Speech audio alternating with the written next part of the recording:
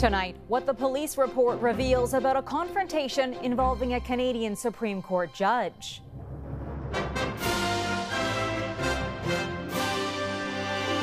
The incident, the interviews, and the call to 911. I'd like to report an assault. Plus, the defense from Justice Russell Brown. On the run from raging floodwaters in California. I got my 82-year-old mother. We got her on higher ground. Deadly downpours with communities still buried under heavy snow.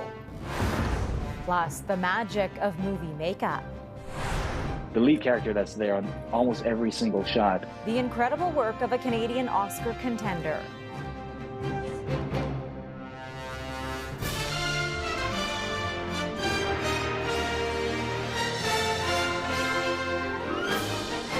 CTV National News with Omar Sachedina. Reporting tonight, Heather Butts. Good evening. A prominent Canadian and a late-night altercation with punches thrown in an American hotel. These are some of the new details from a police report about an incident that has kept Supreme Court Justice Russell Brown off the bench. CTV News has obtained body cam footage from police in Arizona from that night, along with a 911 call and interviews with witnesses. CTV senior political correspondent Glenn McGregor with this new look at the allegations from both sides. At a black tie gala in Arizona, heavyweights of the legal community gathered to honor former Supreme Court of Canada Judge Louise Arbour. On hand, a current member of the top court, Justice Russell Brown.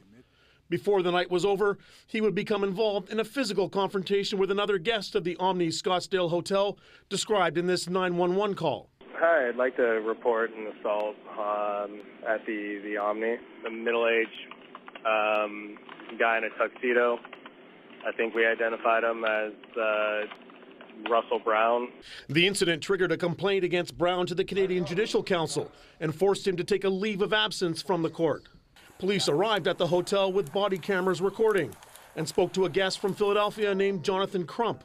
He told an officer that his female friends had met Brown in the hotel lounge and invited him to sit at their table. For the 30 minutes prior, trying to hit on the girls that I was with my friends and her mom. According to the officer's report, Crump said the male was creepy, was touching his female companions and kissing them on the hand. One of the women said Brown kissed her once or twice on the cheek and placed his hand on the small of her back area and once on the side of her leg. Some guy approached us and he told us he was a Supreme Court Justice of Canada. Wasn't it kind of like any of it, like unwanted? Oh, he's definitely unwanted. Touching, like he physically. Yeah. I felt like he was coming on to me even though he was touching her. Crump claimed Brown then followed the group back to their hotel room, and when told to leave, the confrontation turned physical. He tried getting around me to the girls, and I punched him a couple times. He was ripping onto my shirt, trying to get to the girls. Brown then left, and Crump called police. The officer later noted Crump had been drinking and was argumentative, and wondered if Crump was to blame. Punched him, he didn't punch you. But he's going after the girls I'm with. Police laughed without laying charges. Today, Brown responded with an emphatic denial through his lawyer, calling Crump's account to police demonstrably false, saying Crump, without warning or provocation, punched me several times in the head. Taken by surprise, I was unable to defend myself. In an apparent attempt to avoid facing the consequences of assaulting me, he falsely described me as the instigator. Brown remains on paid leave from the Supreme Court while the investigation continues. The other 8 justices are scheduled to start hearing cases again next week, apparently without him on the bench. Heather. CTV's Glenn McGregor at the Supreme Court tonight. Well, the Trudeau government has faced intense scrutiny over what they knew about allegations of election interference from China. Tonight, the repercussions have spread to Queen's Park. Ontario MPP Vincent Ke has removed himself from the Progressive Conservative caucus after Global News reported he had a role in the meddling scheme, which Ke has denied. Premier Doug Ford said while the allegations against Mr. Ke are not proven, they are serious and deserve his full and undivided attention as he works to clear his name. Police in Germany admitted today they visited the gunman in the Hamburg shooting last month after an anonymous tip, but said there were no grounds to take away his gun. The man killed 6 people yesterday before taking his own life. CTV's chief international correspondent Paul Workman on the investigation. One of the victims of the shooting was 7 months pregnant. She survived. Her unborn child did not. Killed inside this Jehovah's Witness Kingdom Hall in a wild rampage of gunfire and police pursuit. An eyewitness recorded the shooting from a nearby building. You can just make out the gunman firing through a window before making his way inside. A police support team happened to be nearby and stormed into the building, weapons raised, nervously moving up the stairs. They heard a single shot coming from the top floor where the gunman killed himself. We are shocked and stunned, said a church spokesman, that Christians coming together to sing and pray could be attacked in such a rampage. Germany's Chancellor Olaf Scholz is a former mayor of Hamburg. Last night there was a terrible incident in my hometown, he said. We are stunned by this violence. The shooter was identified as Philip Fuss, a former church member who police said left on bad terms. 2 months ago, police received an anonymous letter with a warning that Fuss harbored a special rage against the church, but found no grounds to seize his legally purchased handgun. He was open and cooperative, said the police chief, with no indication of a mental illness.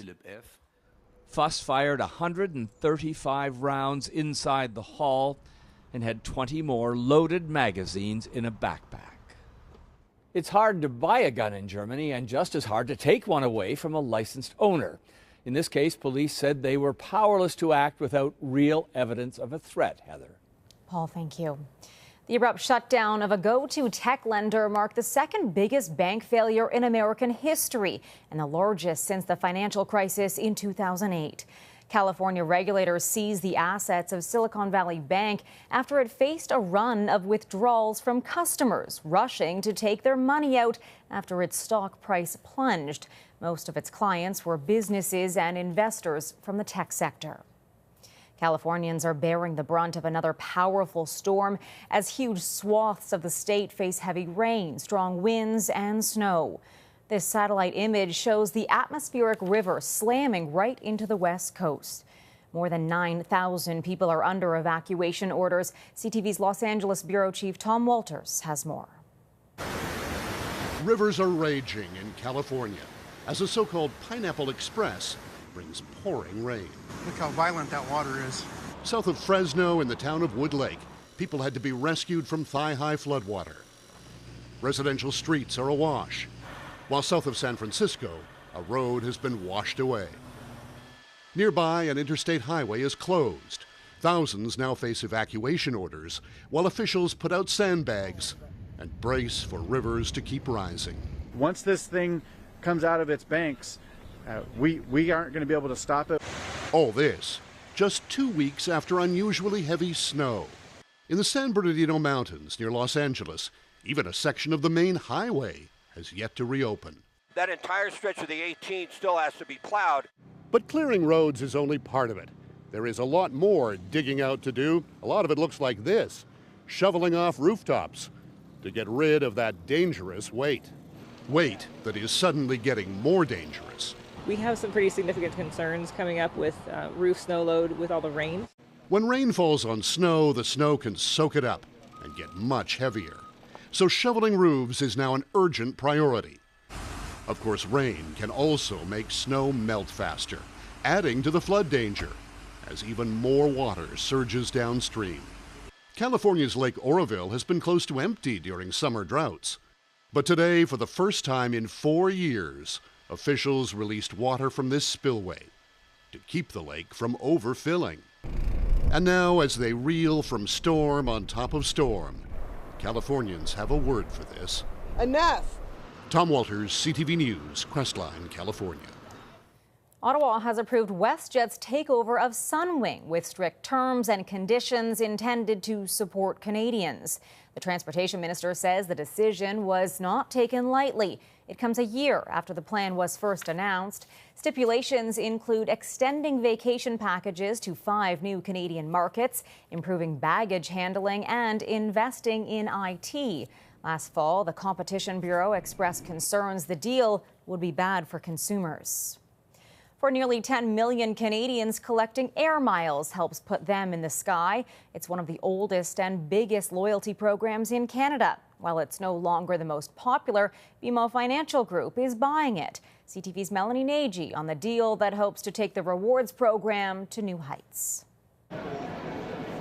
With March break kicking off, Canada's big airports were busy with tens of thousands of travelers on the go. And for some, like Lyle Dewick, flights were purchased on points. To go to Costa Rica, which is where we went, was about probably 60,000 points. One of the biggest names in loyalty cards is Air Miles, but until today, its future looked bleak. 24 hours ago, it seemed like they were in trouble with the news of their parent company going to file, and they have filed for bankruptcy. With its U.S.-based owner financially sinking, Air Miles was in desperate need of a lifeline, one that's now come from BMO Financial Group. We're excited about this announcement and the opportunity it's going to provide our collectors.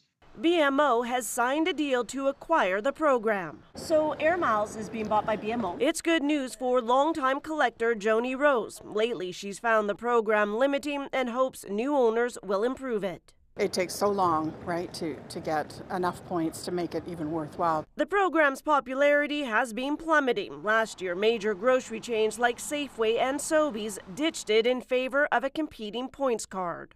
I earned those points. It's mine. Before that, Air Miles angered members with an expiry date for unused points. The decision was reversed, but the brand damage stuck. A lot of people just have not had the same feelings of how good the program was before then. This time, Air Miles is adamant the changes won't impact point balances. I must say I'm a bit leery. Despite assurances, Susan Barak worries her points will be devalued. I'm hoping something will happen where they'll be worth something. BMO also said today that the acquisition will help Air Miles expand and grow, which ultimately benefits consumers. But before that can happen, the deal must achieve court approval. Heather? All right, thanks, Melanie. The tourism sector faced unprecedented disruption 3 years ago when the World Health Organization declared COVID-19 a global pandemic. Today, Canada's top doctor confirmed the virus here is at a steady state. In recent months, there have been no distinct variant-driven waves. Despite the spread of Omicron, hospitalizations, ICU admissions, and deaths have stabilized. While seasonal patterns are uncertain, Dr. Tam says the current trend suggests Canada could be spared from any major waves in the coming months.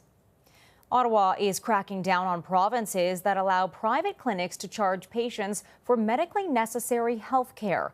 A warning that practice could see health transfer payments shrink in the future. CTV's Siobhan Morris has the details. Ottawa is putting provinces on notice. Canadians should always be able to access medically necessary services without having to pay out of pocket, no matter where they live in the country or how care is delivered. It comes as private providers are being called upon to relieve pressure on a system under strain. What that leads to is you have situations like virtual care or even access to nurse practitioner services for patients in need, and they're being asked to pay for those services. Private healthcare is not the boogeyman that many would like to make it out to be. The doctor behind a virtual care app says it's helping some of the 6 million Canadians who don't have a family physician, connecting them with services they want, even if they have to pay. Visits with nurse practitioners, there is no coverage from provincial health plans for that. The ability to send secure messages with the doctor, there is no coverage for that. That's above board, but Ottawa is holding back $82 million from provinces who charged patients for things like MRIs and CT scans. Quebec accounts for over half of that at almost $42 million, followed by BC with more than $23 million in deductions. Alberta, $14 million. Last fall, Wayne Hume paid $450 for a CT scan to fast-track a referral for surgery and chemo. And I was hurting and my body was starting to run down, and so I thought I could speed up the process by 4 to 6 weeks. Some private surgical clinics are getting around the rules, charging patients from out of province thousands of dollars, something the health minister is looking into. Heather. CTV's Siobhan Morris in Toronto. The finance minister announced she will table a budget before the end of the month with the rising cost of living in mind. That will continue to be the focus in the budget I will present to this House on Tuesday, March 28th. New jobs numbers were revealed today, showing Canada added 22,000 more last month, with the unemployment holding steady at 5%, near the all-time low. Coming up after the break, a bionic boost for the wounded war heroes of Ukraine. Plus, Canadian makeup artistry up for an Academy Award.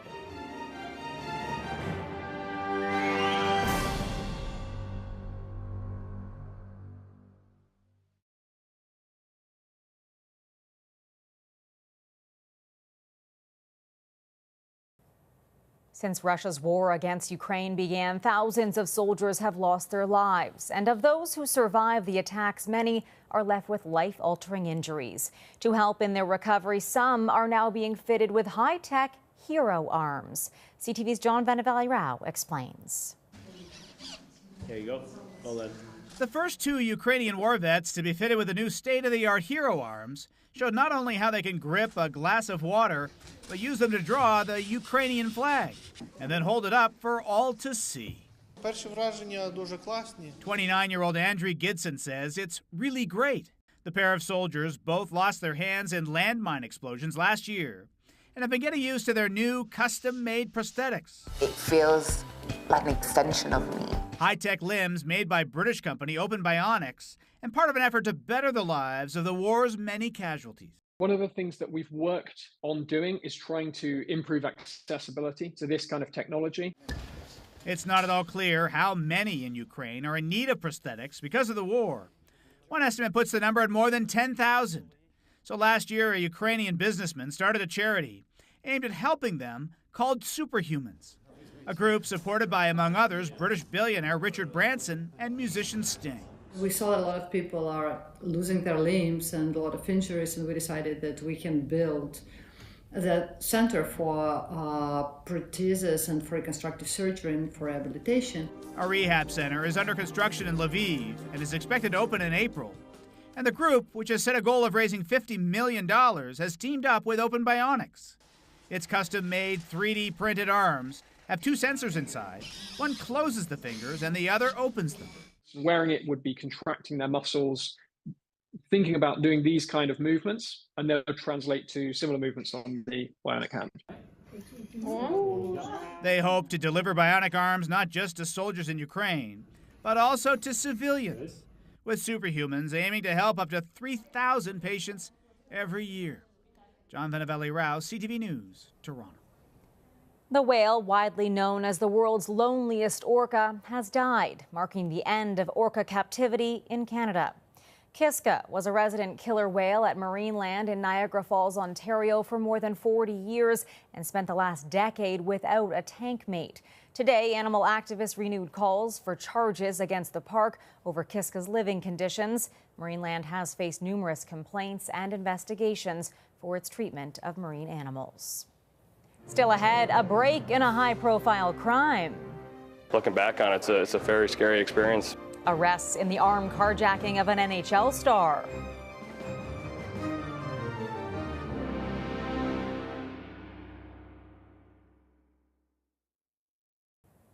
Police have laid charges against two men in connection with two carjackings, including an incident involving Toronto Maple Leaf star Mitch Marner. Two suspects allegedly stole Marner's Range Rover at gunpoint in a parking lot outside a movie theater. Looking back on it, it's a very scary experience with everything going on, and knowing that the cops cleaned that up and have done a great job of it. It's nice to have the closure. Police are still looking for a third suspect. One of the biggest names in Quebec business circles has taken over control of the CFL's Montreal Alouettes. Pierre-Carl Palladeau, the head of the Quebecor media empire and former Parti Québécois leader, was introduced today as the team's new owner. It's about the community investment It's about being here, being strong, and create what Montrealers could be proud of. The league had taken over operation of the team last month. And before we go to break, a family note. As we mark the passing of Helen Hutchinson, the award-winning journalist was a trailblazer for women in television news. We're facing a crisis in nursing, a professional emergency. Canadian nurses are overworked, underpaid, and disillusioned. Helen was familiar to Canadians as the longtime co-host of CTV's W5 and Canada AM in the 1970s and 80s. Friends say she died peacefully in Toronto. Helen Hutchinson was 88 years old. Our condolences to her family and friends. After the break, an Oscar-worthy makeover. Brendan Fraser's transformation and the Canadian makeup artist behind it.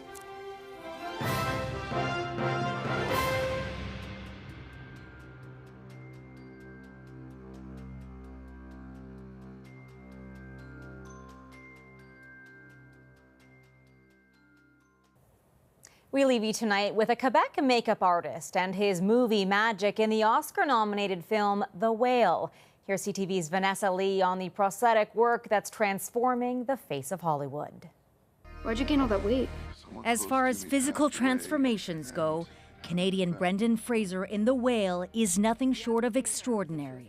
That meant a 4-hour application on the day, another hour to get out of it. It took a village to create Charlie. That village was led by Montreal-born makeup artist and prosthetics designer Adrian Moreau. He says turning Fraser into a 600-pound man was the biggest challenge of his career, one that could have ended it. If my makeup doesn't work, I'm the main character. It's there in every scene. If the makeup doesn't work or becomes a distraction, then I fail and the movie doesn't work. Who would want me to be a part of their life? The rave reviews started pouring in after the world premiere in September, with little talk of makeup. There was 75 of them that didn't mention it at all. And I was like, this is it. This is exactly what I wanted. So that means not a distraction in any way. Despite all of the accolades, Moreau was his own biggest critic. I couldn't watch it objectively. So even if there's Oscar nominations, I still see it like that. I'm like, yeah, it could have been better. Moreau's love for makeup and special effects began when he was 10, with horror movies fueling his passion to try new techniques, never dreaming his hobby would one day take him to the top of Hollywood. I've worked on over like 150 movies, and it's now movies that are now the new references for the current generation. It's unbelievable. My internal organs are 2 feet in at least. This radical change, though, was believable, breaking the mold in the pursuit of Oscar. Vanessa Lee, CTV News, Montreal. And you can catch the Oscars on CTV Sunday night. That's our newscast for this Friday night. I'm Heather Butts. For Omar and all of us at CTV National News, thank you for watching. John Benavali Rao will be here tomorrow. Good night and have a great weekend.